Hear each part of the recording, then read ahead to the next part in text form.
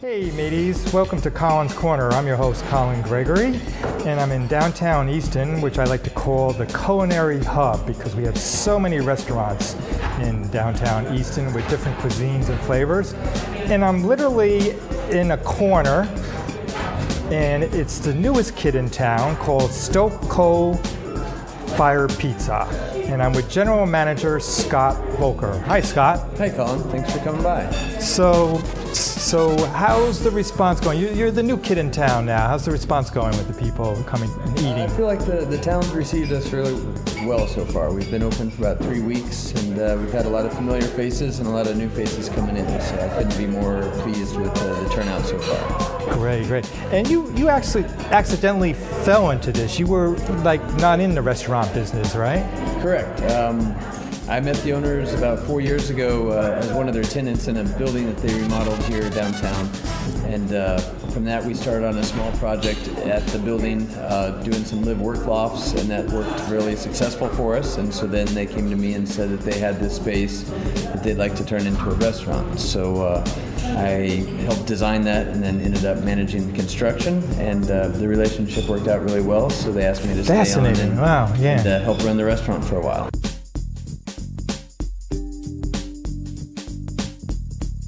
Scott, here we are at the heart of the restaurant, Stoke Fire Pizza. Yes. And I want a slice to go. Can I get a slice to go? We don't really do slices to go. Our process is a little bit different. The dough we use is kind of a one-size-fits-all thing because we have a process that's actually very simple, but in its simplicity it becomes complex. I see, okay. The oven, and by nature it's a coal fire oven, so it tends to cook the pizzas. We tend to keep it at 800 degrees to cook the pizzas. And at that, it makes our dough need to have quite a bit more hydration in it. So we have a 48-hour dough making process to embed it with air and with the hydration, so that when it bakes at the 800 degrees that the oven is at. Did you say 800 degrees? 800 degrees. That feels like Palm Springs. Bring some of that heat on right now. I need it. Yes, especially with the snow outside right now. Exactly right.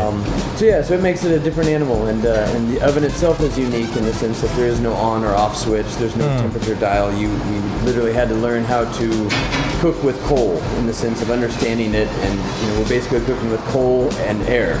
And knowing the balance of those two and how to keep that regulated is the craft of doing this sort of pizza. So you would say you've got to be very careful with it because you can actually burn the pizza faster than if you were putting it in an oven. Like I usually cook. I burn all my food. Right, yes, it does take diligence because it doesn't burn. It cooks in a very quick cooking time. Like when the oven's going full force, a pie should take about 90 seconds to cook. Okay. So that doesn't mean you can come in and get a pie in 90 seconds because sometimes, we have... No, I was going to say, that's quick pie. Yeah, that's so quick we don't want people to think they can come in and have dinner and be out in 5 minutes because that would be antithetical to the place where we want people to be able to come in and hang out and enjoy themselves and relax. But yes, it is fascinating to watch the pies cook from, go from raw to done in 90 seconds. And it's so great because if you're in the restaurant, I don't know if you allow the patrons, but they could come up to the counter and watch Chef Abe here and his sidekick Greenberg over here. Hey guys, how you doing? Right there, having fun back there? Oh yeah. All right, and watch them, the process of putting it in the cold. I think our health inspector might not like that as much. Oh, okay. Pardon me on that. They tend to like having barriers between the food being prepared and people watching. But they are on display. When you walk in, that's one of the first things you see is this oven that was by design, so you get the sense of this craft and the craftsmen on display and doing their craft in front of everyone. And I think it's a real crowd pleaser, and people like seeing the authenticity and seeing it actually. Yeah, live. Yeah, it's great. It's like those Japanese restaurants where they cook in front of you, and all that grease comes in your face while you're eating. Whatever. Never mind. We won't go there. But so Abe is back here, and what I noticed about it is there's no, how in some pizza restaurants you spin it and stuff. I noticed that you didn't do that. Oh no. We work really hard to make this dough again the 48 hours. So the less we touch it, the better it is. It's more airy that way, and little TLC. Yes, I see on it. Yeah, on it. Yeah. It's more of a stretch than a roll. Because as we put 48 hours into getting air into it, the last thing we want to do is roll all that air back out of it before it hits the oven. So it's more of a stretch to keep all the fermentation has happened together as it cooks. Yeah. So as the master chef here, Abe, is this your fun part of the job? Yeah, you could say. You like it? Yeah. This is the more zen part of the job. First, it's back there when you're yelling and screaming and running around. Right. Exactly. Yeah, we're on a show here, so we can't yell and scream too much. Now, have you ever worked in regular pizzerias? No, this is my first Pizza? pizzeria. Yeah. Like that. So it's different. Wow, what a way to break in, and different pizza and different taste. As opposed to the regular oven, it tastes much different and, Right, and just a little everything like learning, that. but I'm getting there. I'm getting there. You know what? Can you give me a little assignment here, maybe? And Sure. We have a what I special should- dough here, ready for you. Oh, okay. There you go. There you go. Oh my God! How cute is this? It's a powdered cookie. It's almost bite-sized. Well, Scott, think that there it is, right there. Look at this. Now, just one more question, but before we leave the pizza bar here. Thanks, Abe. Can I finish this later? Sure. Okay, great. All right, thank you. One question before we finish it up and everything. The pizza itself. Explain about. I heard a word about fermentation or something one day. What does that mean? That's like wine. You ferment wine. So all dough needs to ferment from, once it's made, that air. Oh my gosh. Oh, here we go. All right. So the yeast, like our dough is very simple. The whole idea of everything we do here, and Abe's put together an amazing menu based on this, is let's just do simple well. Which is why the margarita is one of our best sellers, because it doesn't get any more pure than just, we just use crushed tomatoes, mozzarella, basil, and our crust, and that's it. And our crust, our dough is very simple. We only have water, flour, salt, and yeast, and that is it. So it's like a two-step here. When you eat this pizza, you could get kind of toasted at the same time while you're eating it because it's a margarita. I believe that's just the name coming from Naples. I don't think there's any alcohol in it at all. Right. But and this is one of our best sellers because this is the purest. Here, everybody. This is so delicious. Look at this. Isn't it gorgeous? It's a piece of art.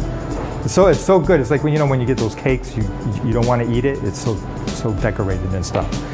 All right. So can we get a slice each? Yeah. Cut a slice. I want to take a bite of it. And Oh, Greenberg. Yes. No problem. Like that.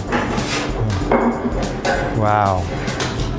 So it's some process. It's a long process. It's funny. It's pretty intense, but it's quick when it comes Sometimes out. nothing's harder than simple. Like I said, our ingredients are extremely simple. The process is simple.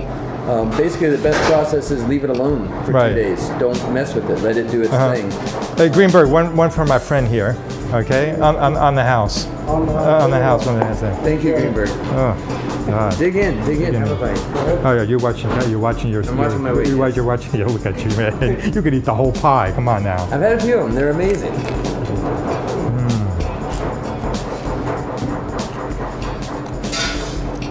I can't explain to you how good this is. And it's so light, and the sauce is so good. And you're right, the texture is so crisp, but it's not like burnt crisp. It's just got a really pretty taste, nice quick taste to it. Well, here's to National Pizza Day. Yes, thank you, Colin. All right.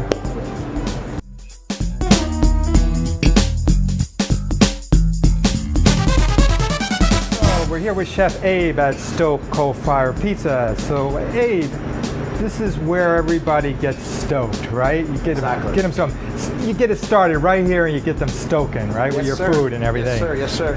So what do we got here? What are you preparing here? Today we're going to prepare our chicken burrata. It's chicken breast that we saute really quickly. We top it with roasted pepper, tapenade, and a piece of fresh burrata on top. We just squeeze by. Is that one of your favorite spices? Salt and pepper? No. What is your favorite spice, by the way? For me, I think it would be, I don't know, it's a good question. Maybe saffron. Saffron's a good spice. Saffron's good? Yeah. Okay, that's different. Most chefs usually say garlic or rosemary, but saffron, I'll go with that. That's great. Everyone uses rosemary and garlic. Well, I don't want to get burned there, but that's okay. You don't want to put me in the kitchen, forget it. I'll start a fire right away. Oh, wow. Yeah, no, that's it. So how long have you been cooking? How long have you been a chef? Professionally, about 20 years. Wow. Yeah, about 20 years. And I heard just recently you won a major award. Congratulations. About 5 years ago. Okay, what's that award? I won Chopped on the Food Network. On the Food Network, great. Good for you, man. That's good. All right. So who, by the way, inspired you to cook? One of my first chefs, his name is Jeremy Marshall. He owns a restaurant in New York called Aqua Grill. Wow. Yeah. Because most people say mom. Well, for the camera, I say mom, but in truth, it's Jeremy Marshall. Hey, mom, you hear that one? Okay, that's great. All right. So if you weren't be doing this, what would you be doing? I have no idea. This is the only thing I know how to do. Ah, that's a good. Okay. And of course, if I ask you for a secret recipe, you give it to me or not? Of course. Oh, okay. So we get that. And most importantly, with the secret recipe, a helpful hint, a tip in the kitchen. Wow, this smoke is nice. Oh, the aroma smells good. And then you top it with the burrata. And the burrata just melts right into the chicken. Okay. And I'm going to have excuse me, to go to the oven. All right. Okay.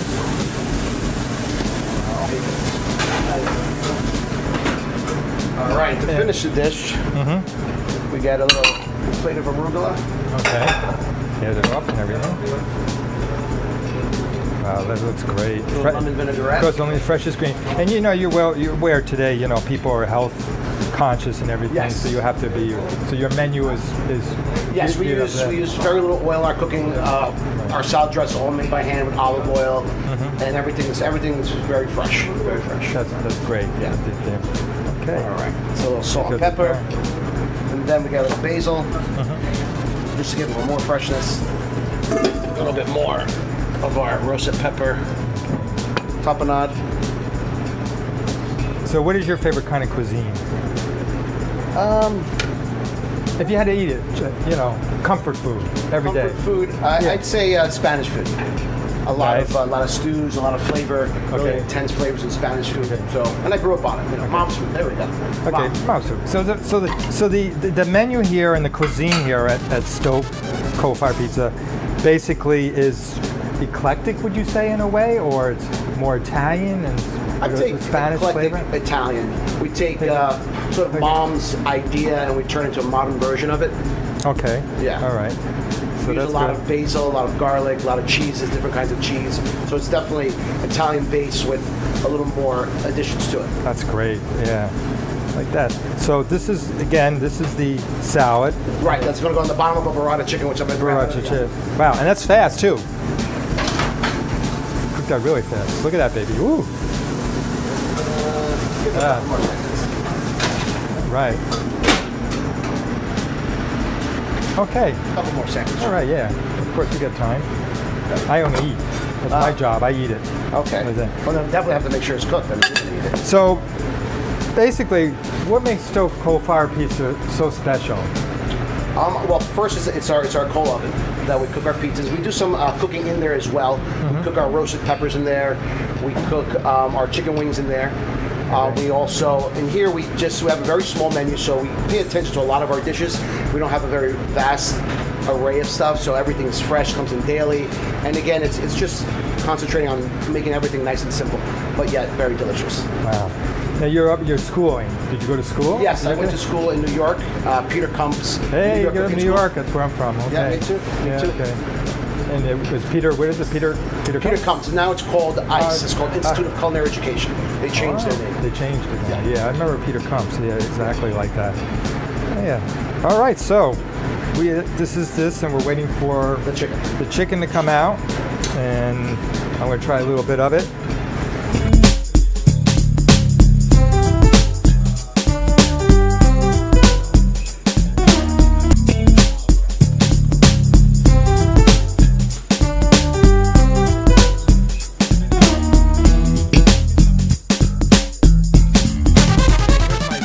Corner of the restaurant, which I call the helm, the bar.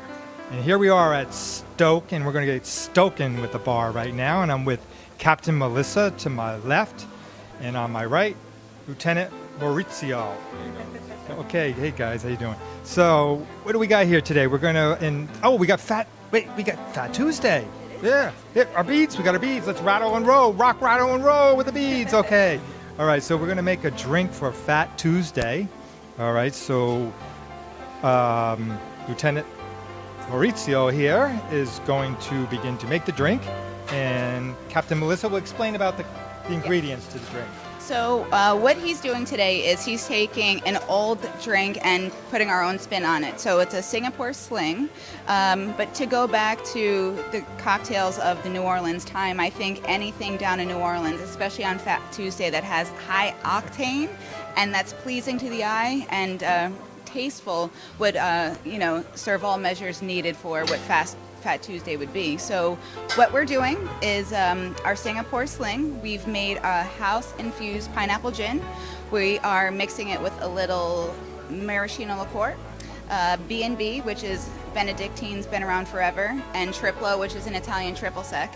And it's being topped with a little pineapple juice, pink juice as we call it, which is just a little grenadine, and then we're bruleeing an orange to lay on top of the glass, and it just gives a beautiful orange essence when you get the smoky sugar creme brulee in the cocktail. Melissa, you would say this is not a traditional Singapore Sling, because I've had Singapore. I love Singapore Slings. It A lot is of not. ingredients in this. Yep. So what we've decided to do is take some of the drinks from like the 40s and 50s cocktails that people have forgotten about and bring them back and put our own little twist on it.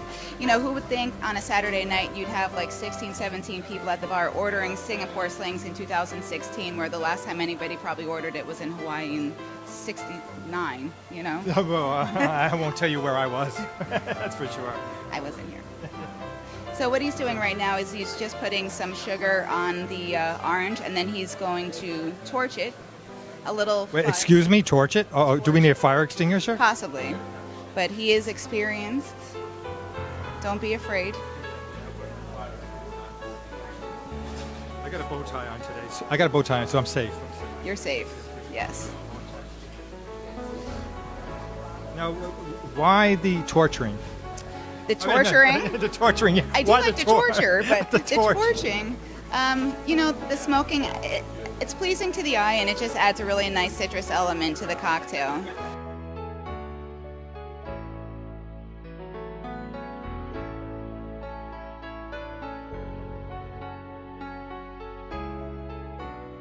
Now, this doesn't affect when you drink it, you're like burn your tongue or anything like that. No, not at all. It actually adds to the taste of it, because when the orange is inlaid in the top of the drink, as he's about to do, you get the citrus.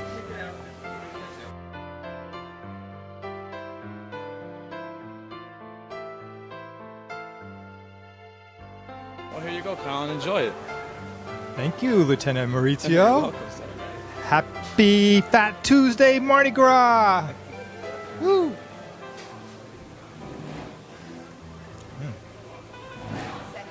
Second sip, because it's excellent. Here's to the Singapore Sling at Stoke.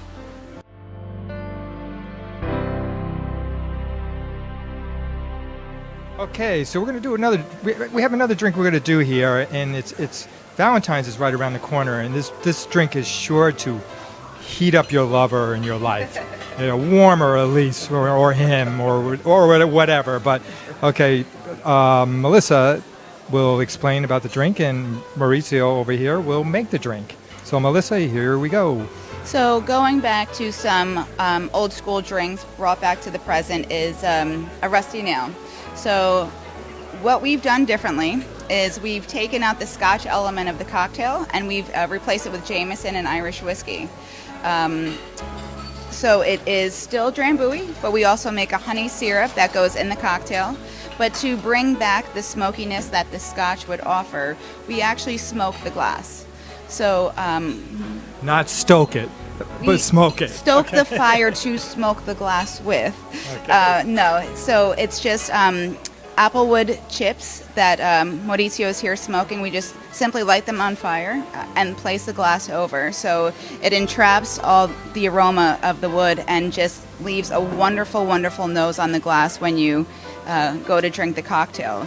And now with the lemon, he is bruleeing the lemon as well. Smell it too. Wow. The citrus just adds such a great component to it, and just that burnt sugar on top, it just adds a lovely, lovely taste to it. Again, bringing forth the pronounced smoke flavor. So as with most brown spirits, you want to stir, you don't want to shake, because it breaks down the spirit, and I've heard about that. yeah, so it just completely changes the flavor. So he's going to get a nice chill on that. And this drink is not served on ice. It will be strained and just served over the cocktail, because it's one of those drinks you don't want the ice to dilute the flavor of the smoke. Yes, and as the lemon and drink sits, you get more of the smoky flavor in the cocktail. It's quite nice, actually. It's very nice. Okay, this is not going to burn my lips, is it? Not at all. Not at all. Okay. So then this I'm looking at a Smokey the Bandit here. Wow. Smokey the Bandits. Hey, Boo Boo. Let's go fetch a picnic basket. Yeah, fetch it, there you go. Thank you, Maurizio. You're welcome. All right. Enjoy. Hopefully this sparks up your Valentine's Day. Oh, I'm sure it will.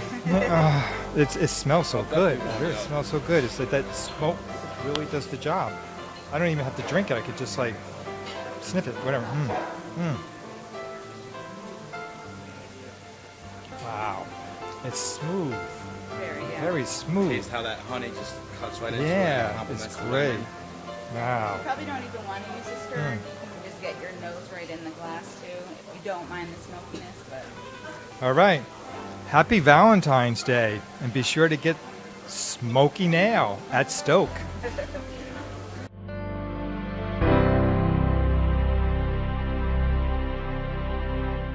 Not only at Stoke do you get treated to good food and good drinks, but you get a third treat. And it's very cultural. And I find the mix so interesting. So I got Marion on the left of me and Michelle on the right, and they're going to tell you what that third treat is. So I'll go with Marion first. Hi, Marion. Hi, Colin. So that third treat is culture, art specifically. So Stoke Coal-Fired Pizza is working with local artists and Bank Street Gallery to curate their space and bring in atmosphere. And we have started with Michelle Neifert. It's our first artist for the grand opening. And Michelle can speak a little bit. Congratulations, Michelle. thank you. Okay, Thank but you you. want to start right now?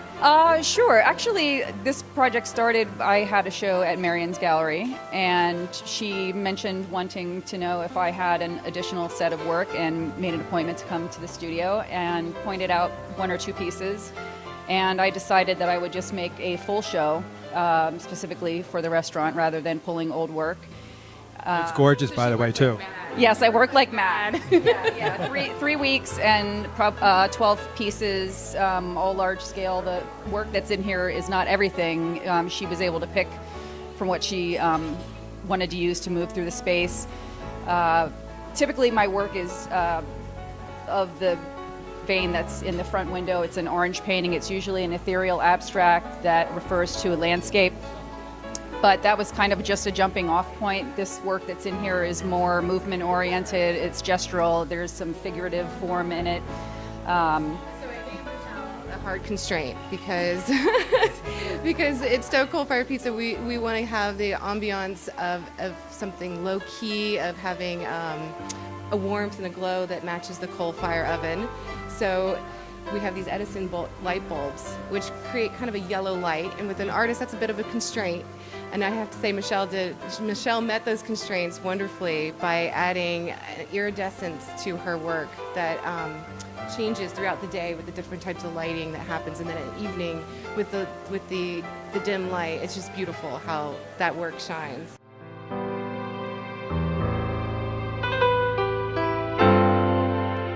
So you're learning a new career. I am, yes. And then let me tell you, you're married to it. When you have a restaurant, you're married to it. Yes, I'm quickly figuring that out. Now behind us is interesting because I'm also in the newspaper business and been most of my life in the print. And I guess this is the Easton Express. How old is this and why did you choose to decorate the pillars with newspaper? Actually, some friends of mine across the way at the Brick and Mortar Gallery came to me with the idea. We were working on the interior of the place, trying to add some texture, give it the right feel and everything. And they proposed doing the decoupage of old newspapers from the area from the 50s. And so I thought that was a great idea to kind of keep the history of the place alive in this space. So they started working on it. I thought it was just great. And they have a few hidden gems in here. Oh, That's cool. There's So old, yeah. ads from the department stores that used to populate downtown and car dealerships that were in the area. So it just kind of adds that little sort of history to everything. Yeah. So again, I'm going to ask a very important question. What makes Stoke so special from all the other restaurants that are down here in Easton? Because trust me, we got every cuisine that you can think about It's down true. here. One of the mottos throughout the whole thing was let's just do simple well, and that's been what we try to do. We the decor is somewhat simple, just hopefully well thought out, but again nothing crazy. You got art, you got food, and you got drinks all in one establishment. That's great. Yes, simplicity, right? Right, simplicity. Yeah. So and so I think that, and then I wanted it to feel comfortable and welcoming to everyone, whether you're a family of 4 out for lunch or dinner, or someone around town who wanted to meet up with a colleague to have a meeting or somewhere. I just wanted something a little bit comfortable and welcoming for people to come into and feel like they have a spot to go to outside of their own homes to meet up with the other locals or people from out of the area to come by and experience the beauty of downtown Easton. Now, will you be getting into special events and catering and partying and parties? We've had a few, like the college up the hill has come down for some pizza parties, all right. and we've had definitely some inquiries about people wanting to use the space for other things. We were able to host a couple of holiday parties for the Easton ambassadors and Third and Ferry. So we want to be able to use the space as much as possible for many different realms, whatever the community would like. We'd like to be part of that. Well, I'm so proud to have you as a guest, and I wish you much success in the restaurant. I hope you guys go many decades with it, and I know here reservations are required, but on my show, Colin'S Corner, you can chow down, but there's no reservations required on the show. Yeah, so. We're working on a reservation system because we are a tight place. I bet. We have to kind of manage our space as much as possible, but it's been fun. It's been a overwhelming but very exciting ride. It's a good ride, and I hope the ride lasts. Thank you. Okay. Thank you very much. All right, Scott. All right.